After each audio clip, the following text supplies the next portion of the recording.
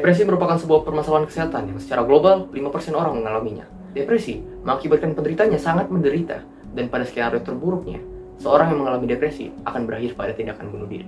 Menurut data dari WHO, setiap tahun 700.000 orang meninggal karena bunuh diri yang didorong oleh kondisi depresi. Bunuh diri tidak hanya terjadi pada negara yang tergolong high income country, tetapi hal ini merupakan fenomena global yang terjadi di seluruh dunia. Faktanya, pada 2019, 77% kejadian bunuh diri terjadi di negara low and middle income countries. Untuk kondisi masalah depresi di Indonesia, menurut Ketua Perhimpunan Dokter Spesialis Kedokteran Jiwa Indonesia, PDSKJI, Dr. Eka Fiora SPKJ, mengatakan untuk di Indonesia terdapat sekitar 15,6 juta penduduk yang mengalami depresi. Namun sayangnya, hanya sekitar 8% masyarakat yang mendapatkan penanganan medis yang tepat.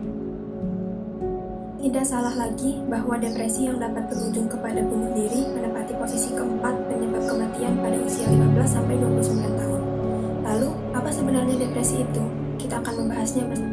Suatu gangguan kesehatan mental yang ditandai dengan suasana hati yang terus tertekan atau kehilangan minat dalam beraktivitas, sehingga menyebabkan penurunan yang signifikan dalam kualitas hidup sehari-hari. Gejala seseorang yang mengalami depresi dapat dibagi menjadi dua, yaitu gejala fisik dan psikis. Gejala psikis pada individu yaitu berbentuk depressed mood yang meliputi perasaan sedih, perasaan mudah tersinggung, perasaan kosong, perasaan bersalah yang berlebihan, atau perasaan rendah diri. Beberapa gejala fisik yang ditimbulkan adalah konsentrasi yang buruk, keputusasaan terhadap masa depan, perubahan nafsu makan atau berat badan, dan merasa sangat lelah. Bahkan gejala yang dimiliki tingkat keparahan yang tinggi, yaitu pikiran tentang kematian atau bunuh diri. Tentunya, depresi memiliki berbagai faktor determinan. Menurut Kaplan 2002 dan Nolen, jika dilihat dari penyebabnya, beberapa faktor dapat mempengaruhi sebuah depresi dibagi menjadi tiga, yaitu faktor biologis, faktor psikologis, dan faktor sosial. Faktor biologis. Dalam penelitian biopsikologi, terdapat dua neurotransmitter yang paling berperan dalam terganggunya mood individu.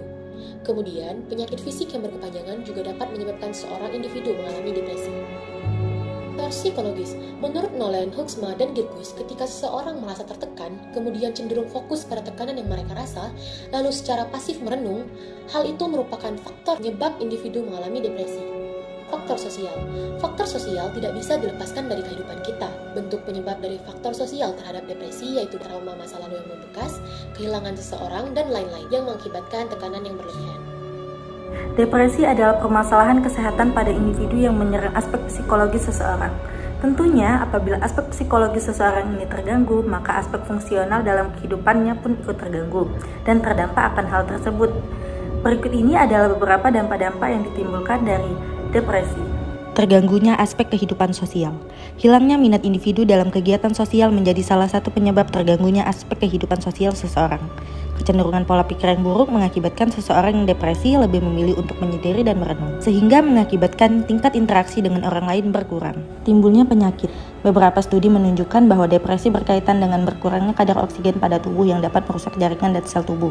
Diiringi dengan pola makan, tidur, dan aspek pengelolaan fisik yang buruk, sangat memungkinkan untuk seseorang yang depresi akan memiliki kekebalan yang sangat lemah terhadap penyakit. Pemikiran untuk bunuh diri. Tidak dapat dipungkiri bahwa depresi menjadi pemicu utama seseorang dapat nekat melakukan tindakan bunuh diri.